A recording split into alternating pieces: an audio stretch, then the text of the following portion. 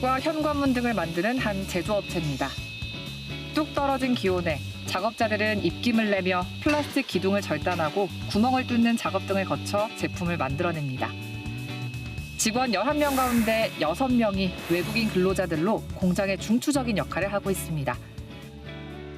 외국인 노동자 없이는 저희 같은 업체는 존재가 안 되죠. 저도 가끔 바쁠 때는 일합니다. 현장 들어가서. 거의 그렇게 해야 되는 상황까지 와 있고, 외국인 노동자 없으면 저희 소기업 이런 데는 아마 거의 문 닫아야 될 상황이죠. 이곳에서 7년째 일하고 있는 필리핀 국적의 란달 씨. 성실함은 물론 능숙한 한국어로 업무 능력을 인정받으며 팀장직을 맡고 있습니다. 한국 생활에 잘 적응할 수 있었던 이유로 광주 외국인 노동자 지원센터를 꼽았는데요.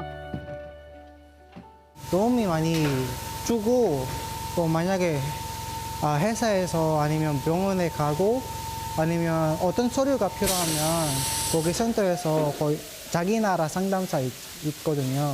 거기서 한 번 전화하면 바로 도와줄 수 있거든요. 광주 외국인 노동자 지원센터를 직접 찾아가 봤습니다. 지난해까지 매년 란달 씨와 같은 3만여 명의 외국인들이 이곳에서 교육과 상담을 받아 지역사회에 잘 적응할 수 있었습니다. 하지만 정부의 정책 변화로 지난달부터 지원센터는 문을 닫은 가운데 최근 란달 씨에게 고민이 생겼습니다. 우리 같은 외국인들 이제 회사에 문제가 생겨서 어디서 갈까? 또 누구한테도 연락할까? 이곳 말고는 교육을 받거나 정보를 교류할 수 있는 장소가 사실상 지역에는 없기 때문이죠. សម្រាប់ខ្ញុំចង់ឲ្យក្រុមការងាររកការដ្ឋានធ្វើការពីព្រោះខ្ញុំឥឡូវនេះលំបាកណាស់ខាតត្រជាក់ផងអត់មានការងារទៀត 지난해까지 한 해 5억 원에서 최대 9억 원의 정부 예산을 지원받은 외국인 노동자 지원센터는 현재 광주를 포함해 전국 9군데가 비슷한 상황입니다.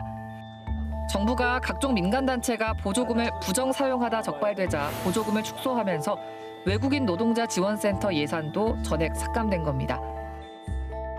지원센터의 공백은 지방고용노동청과 한국산업인력공단이 대신 맡을 거라고 밝혔지만 현장에선 정부의 정책이 거꾸로 가고 있다는 비판의 목소리가 나옵니다. 외국인 이주 노동자는 유입을 하는데 정작 우리나라에 와서 외국인 이주 노동자들이 상담할 곳이나 이런 데서는 없다는 거죠. 뭐가 안 맞는 거죠. 어떻게 보면 정부 정책과 실제로 한국에서 일하고 있는 이런 거는 맞지가 않는다는 거죠. 정부 정책 변화에 전남도 고민은 깊습니다.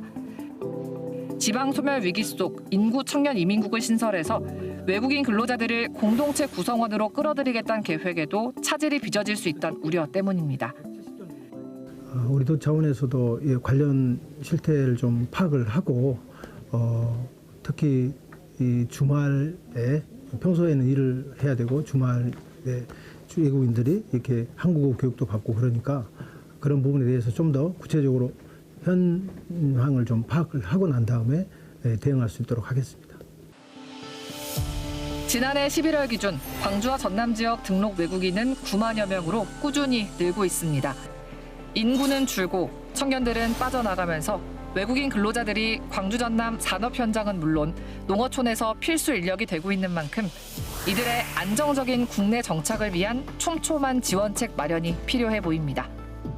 찾아가는 K였습니다.